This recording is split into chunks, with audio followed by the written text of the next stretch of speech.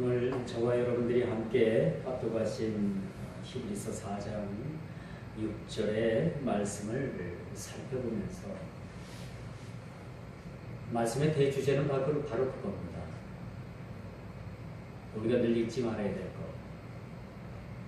우리가 교만해졌을 때 우리 자신을 돌아볼 수 있는 유일한 말씀이 오늘 본문의 말씀입니다.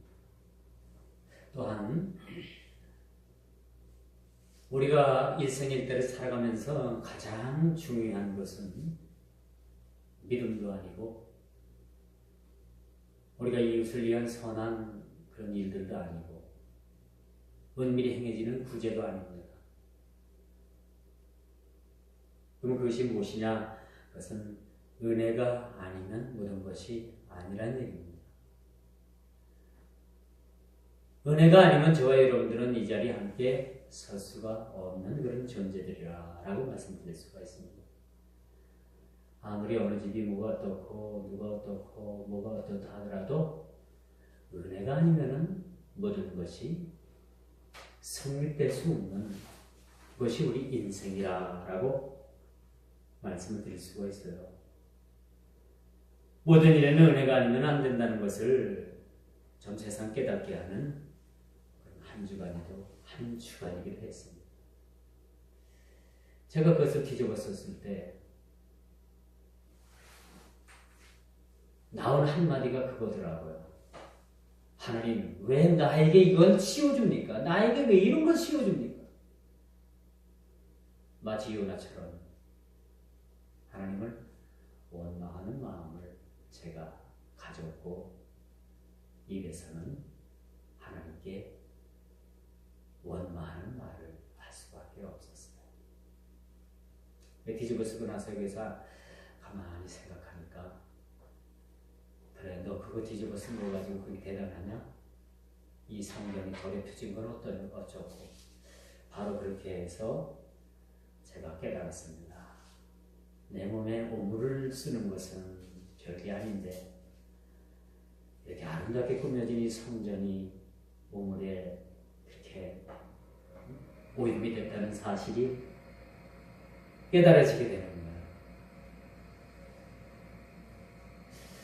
그래서 이게 은혜가 아니면 깨달을 수도 알 수도 없는 문제구나.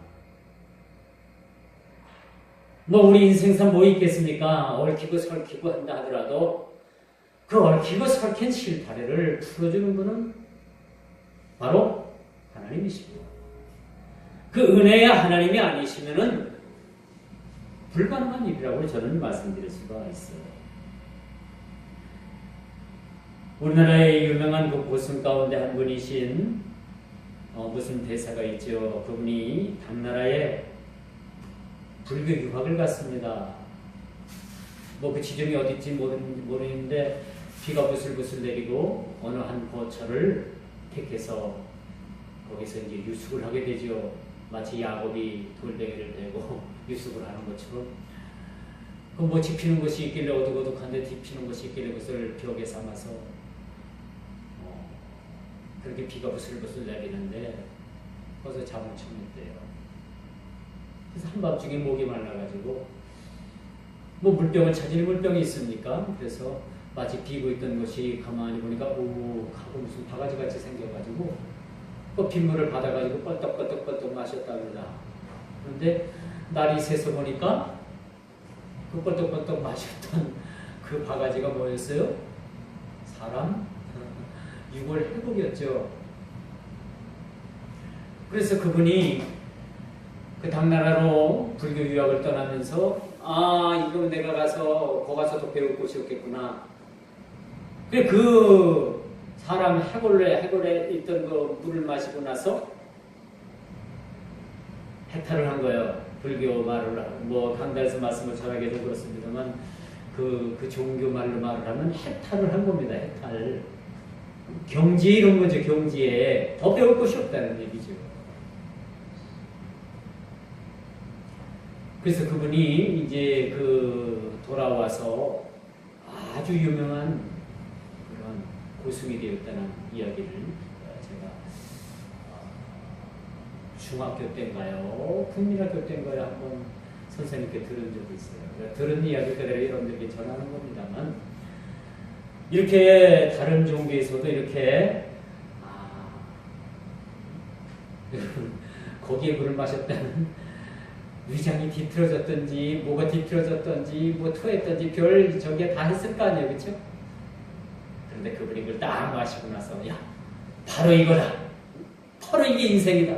이게 바로 종교고 이게 철학이다. 라고 생각을 했던 거예요.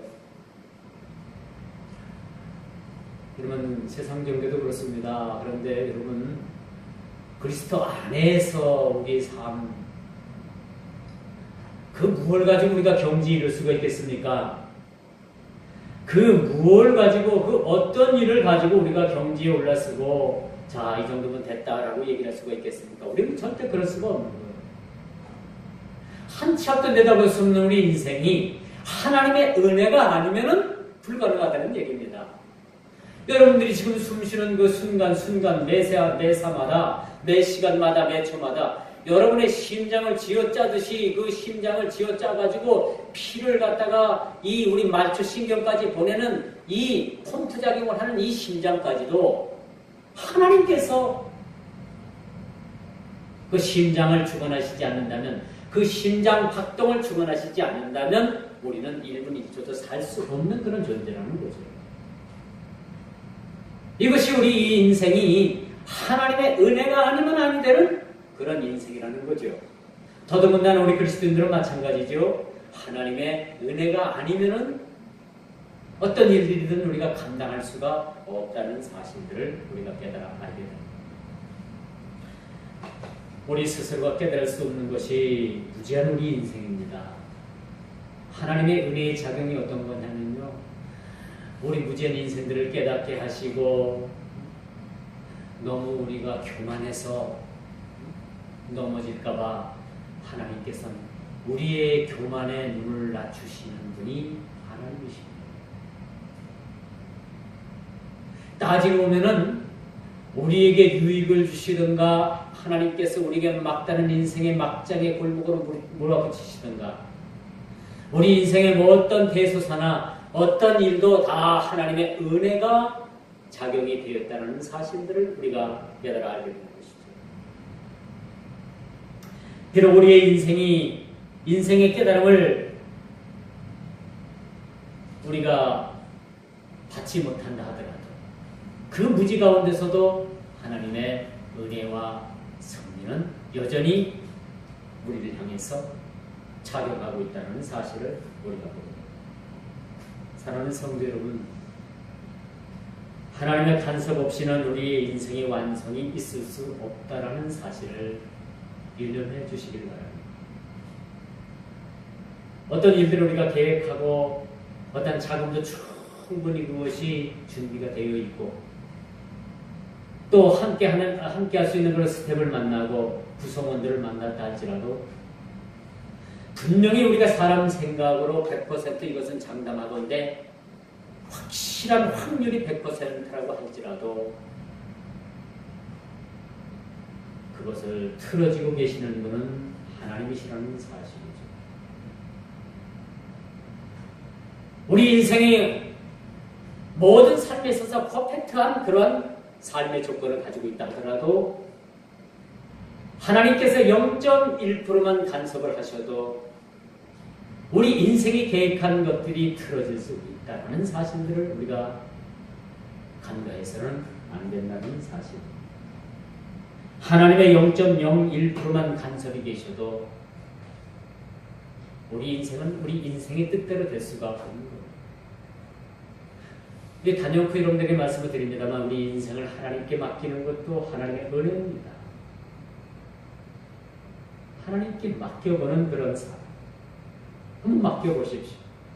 사나 죽으나 그렇죠? 살든지 죽든지 하나님께 맡겨보면 하나님께서 우리 인생을 이끌어 가신다는 사실.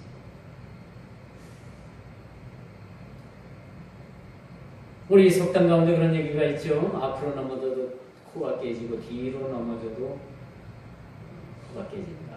앞으로 넘어져도 뒤통수가 깨지고 뒤로 넘어져도 코가 깨진다. 이건 무슨 말씀이냐면요. 우리 인생의 모든 그런 과정은 우리에게 있는 것이 아니라는 얘기입니다. 하나님께 있을 뿐만 아니라 또 그분께 맡겨질 때 그분께서 인생을 이끌어 가시는 거예요. 그래서 가끔 제가 여러분들에게 말씀을 드립니다만 주님을 앞세우는 삶, 나는 할 수 없으니까 주님 앞장서 주십시오. 주님 앞장서 주세요. 주님을 앞세우면요, 앞세워 주님께서 가시면 우리 인생이 참으로 아름답게 그것이 진행이 된다고 말씀드릴 수가 있는 것입니다. 젊었을 때 패기 하나로 일을 밀어붙인 적이 여러분들에게 많이 있을 겁니다. 젊은 패기인데 뭐 실수하면 또 할 수 있지. 젊을 때 여러분 패기로 몰아붙였던 일들이 있습니까? 성공률이 과연 몇 %라고 생각을 합니까? 젊은 패기로 일을 하는 것까지는 좋은데 거기에 주님께서 함께 하셨더라면 여러분의 인생이 좀 더 좀 달라졌을 것이라고 생각을 합니다. 이제 뭐 시간들이 많이 지나서 어떤 기회가 여러분들에게 주어질지는 모르겠지만 다시 한번 인생에 기회가 주어진다면 주님께 모든 걸 한번 맡겨보십시오. 우리의 무능을 여러분들에게 한번 솔직히 주님께 아뢰고 나는 못하지만 주님께서 함께 하실 때 할 수 있습니다 라는 그런 고백이 있기를 주 이름으로 축원드리겠습니다. 인생의 고비 사막을 지나고 나서야 하나님의 보이지 않는 손길을 느낄 수 있으니 이게 인생인가 봅니다. 아무리 우리가 믿음이 좋아도 다 하나님께 맡길 수 없다라는 그러한 저에게 무언의 항의가 여러분들에게 있을 수도 있어요. 그러나 제가 짧게 산 인생이지만은 인생의 고비 사막을 지나고 나서야 하나님이 보이지 않는 손길을 그때서야 느낀 적이 많이 있습니다. 이것이 후회일 수도 있습니다. 그렇지만 그 후회 가운데서도 얻는 교훈이 있습니다. 이렇게 내 힘으로 내 마음대로 해보고 나서 실패하고 나서 그 뒤에서야 하나님의 손길, 그 뒤에서야 하나님의 능력을 확인할 수 있으니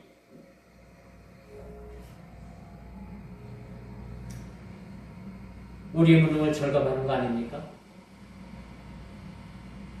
참 후회돼도 참 인생은 지나간 거 아닙니까? 그러나 여러분들에게 있어서 다시 한번 여러분의 인생에 기회가 주어지거든 물론 주어지겠죠. 다 맡기십시오. 그게 은혜입니다. 그게 은혜입니다. 은혜 아니면 안 되는 것이 바로 하나님의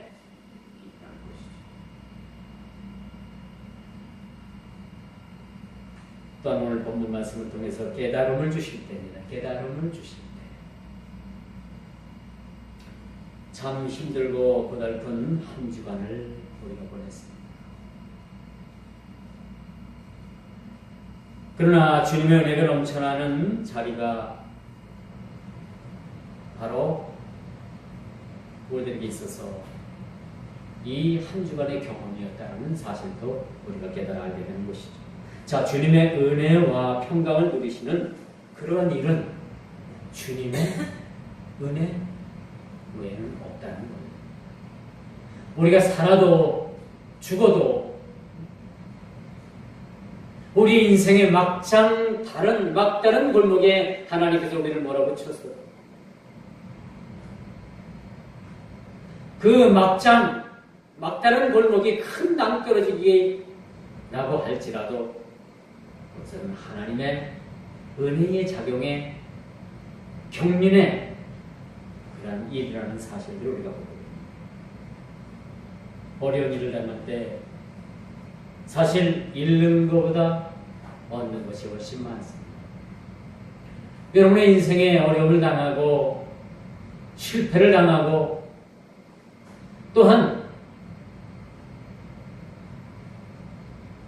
큰 낭망된 일을 여러분들이 당했다 할지라도 거기에는 여러분들이 잃는 것보다는 사실 얻는 것이 훨씬 더 많다는 사실들을 기억하시기 바랍니다.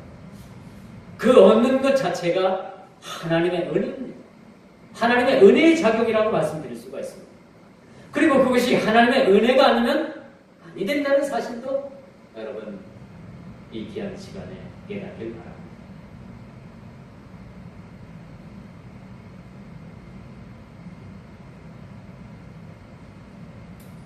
어떤 하나님께서 은혜를 베푸실 때 하나님께서 깨달음을 주시고자 더러운 그러한 우리 인생 가운데 경험도 하게 하십니다. 고난도 주십니다. 환난도 주십니다. 중한 병을 여러분들에게 발병하게 하실 수도 있습니다.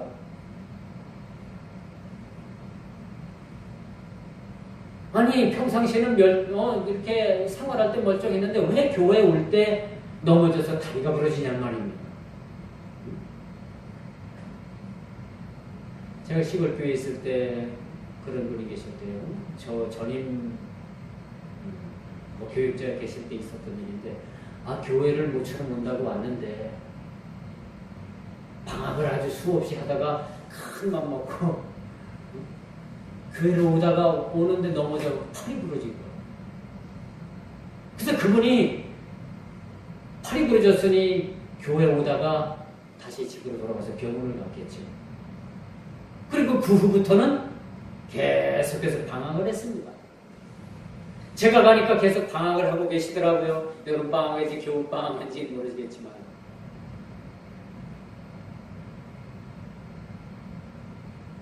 팔이 부러져가지고 모처럼 방황을 했는데 이제 방황을 끝나고 이제 교회를 잘 다녀야 되겠다는 큰 마음을 먹고 기도원 가가지고 두 분이 기도원을 가가지고 올라가면서 담배를 이제 그 바위 밑에다 숨겨놓고 기도원을 올라갔대요. 근데 이제 기도원에서 은혜 참 많이 받고 이제 담배도 끊어야 되겠다라고 산을 내려오는 그 순간에 마음이 변한 거야. 우리가 요쯤 올라갈 때 바위 속에다가 담배를 감춰놓고 갔지? 그런데 그걸 담배를 감춰놓은 바위를 그냥 지나쳤어야 되는데 어떻게 됐습니까? 담배 생각이 나서 안 돼. 딱 여기서 한 대만 딱 마지막으로 피우고 내려와야 되겠다고 해서 바위에 숨겨뒀던 담배를 꺼내가지고 그 자리에 앉아가지고 담배를 맛있게 할 때 피우고 내려왔다는 거예요. 어떻게 됐습니까? 다시 내려와서 담배를 그 바위 밑에 숨겨뒀던 기도원 갖다 은혜 받고 내려오면서 바위 밑에다 숨겨뒀던 담배 한 가지를 딱 꺼내먹던 그 담배의 구수함, 그 담배 맛을 잊지 못해서 다시 담배를 피우게 됐대요. 근데 이분이 언제 또 끊었느냐? 하나님께서 이분에게 간경화를 주셔서 간경화라는 병을 주셨는데 결국은 그 간경화 때문에 회복을 하지 못했습니다. 그 간경화에 걸려서서 이제 배에 복수가 차고 몸에 이상이 오니까 그때부터 깨닫고 담배를 끊었다는 사실 아십니까? 그 일련의 과정을 여러분 어떻게 생각해요? 에이 바보 같다고 생각하지만 그래도 그거 자체가 하나님의 은혜요. 하나님의 은혜가 아니면은 그나마 끊을 수가 없다라는 것을 여러분들에게 말씀을 드릴 수가 있는 겁니다. 그렇게 해서 12월 31일 송구영신 예배 때 그분이 장례식이었습니다. 그래서 그날이 얼마나 추웠습니까? 그 장례식 제가 집도 하느라고 얼마나 추웠는지 몰라요.